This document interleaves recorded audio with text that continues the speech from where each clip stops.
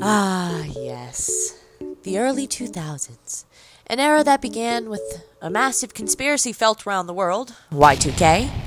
Todd and his family are preparing for the downside of Y2K should it come to pass. There's people out there that I've talked to that said, there's nothing going to happen.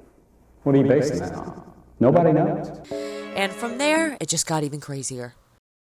In 2001, the Asian tsunami in 2004, Katrina 2005, Obama becoming president in 2008, Michael Jackson passing away 2009.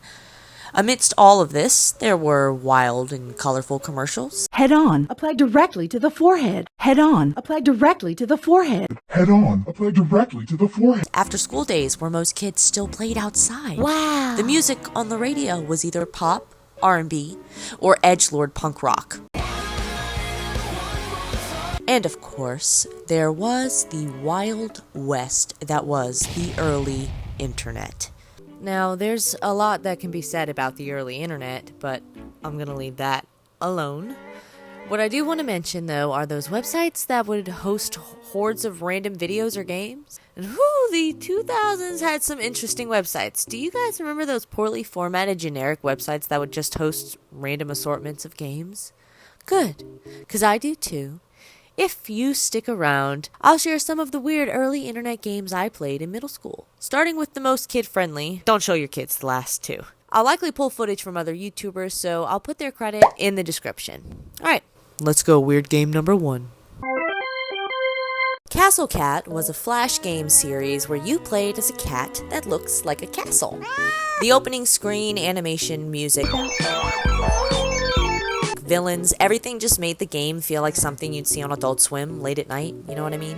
Just listen to this intro to one of the games. And the dark stands Castle Grayskull. For countless ages, the sorceress of Grayskull has kept this universe in harmony.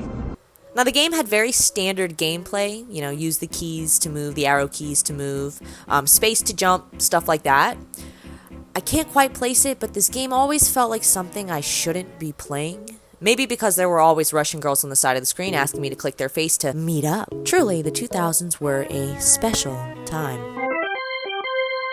Okay, so this game series I think is also Flash, but basically each game you start with a selection of very simple objects. The island or platform you're putting these items on will change specifically dependent on what items you choose and in what order. My favorite of the Grow games is this one called Grow Island, where the goal is to get to the moon, or at least that's my goal when I play. And I also really love this weird deer one, if I can even find footage of it. Wow! Basically, it starts as a regular deer, then you click a plug, and as you continue to find where to click, the deer unpacks on some transformer and changes into like a bush or a tree to hide from a wild lion that was about to prey on it.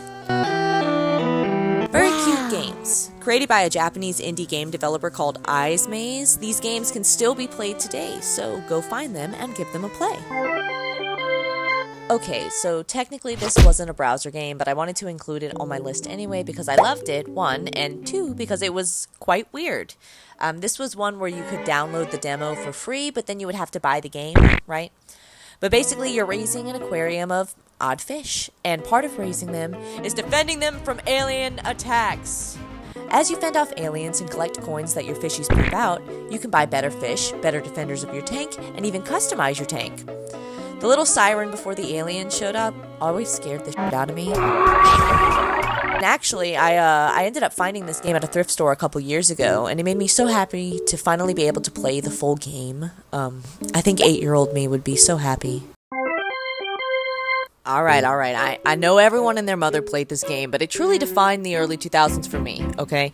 The site back then had so many things that you could do, from building and decorating a Neo-home, clothing your pets, playing a horde of amazing Neopet-specific games, talking on forums, trading Neopets, trading items, playing Key Quest.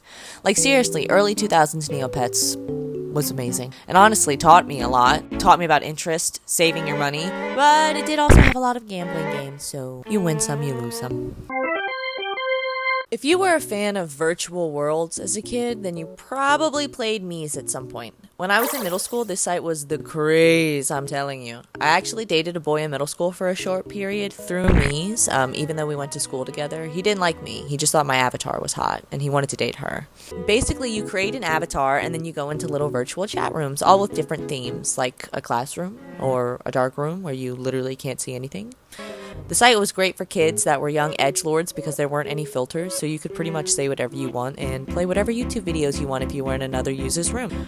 Also, only the coolest Mies users wore the glitched outfits, where you would create two completely separate outfits on two separate computers, then hit save at the same time. So it tricked the website into saving both into one outfit. So instead of this, it would look like this.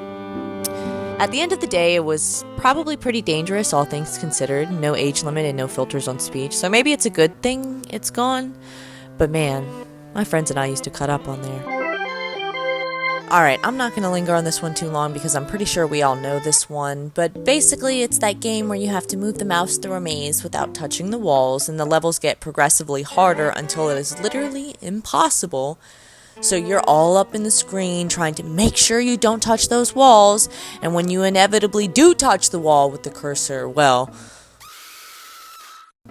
the girl from The Exorcist would pop up and scream right in your face. This game lost its glory once every kid in middle school played it, but for what it's worth, it did leave an impression on my young mind.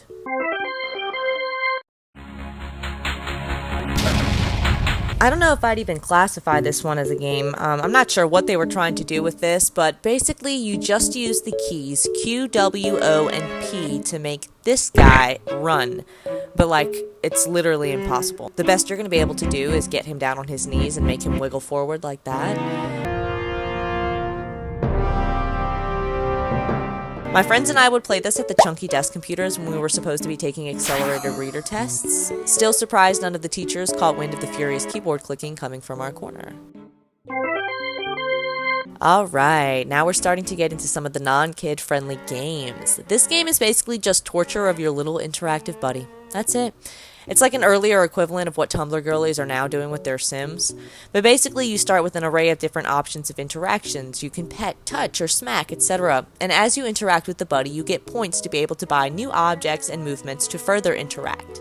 However, you will quickly find that the fastest way to get points is to literally harm your buddy as much as possible. They get really creative too. At one point you can throw little demon babies at him, set them on fire. You can launch a bazooka at him, throw tennis balls at him, change the gravity so you can smash him into the walls.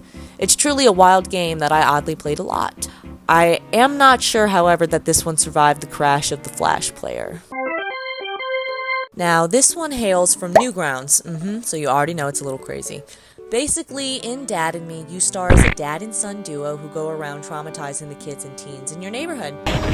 Either by physically punching them, pushing them in front of moving cars, kicking soccer balls at them, or even throwing fuel canisters and setting them on fire with a small explosion. Yeah, pretty violent game. And honestly, also kind of a hard game, so I never got super far into it. But I'm pretty sure you can actually still find this game online, as the creators Tom Fulp and Dan Paladin also created another popular game called Alien Hominid, which I haven't personally played, but my boyfriend has, and he reviews it very highly.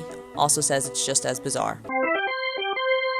Okay, now this one is absolutely not for kids. It's essentially a slut game where you play as this loser Frank who goes around selling substances and running other random odd errands in exchange for nude photos from girls around the city. It's a super bizarre game, and I honestly only really played it because I like to see the boobies. I was very curious about women at a young age, and no surprise, I revisited this series a few times. I barely remember it now, but I do believe these games are also available online still.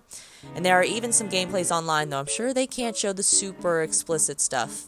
So that stuff is probably cut out. Yeah.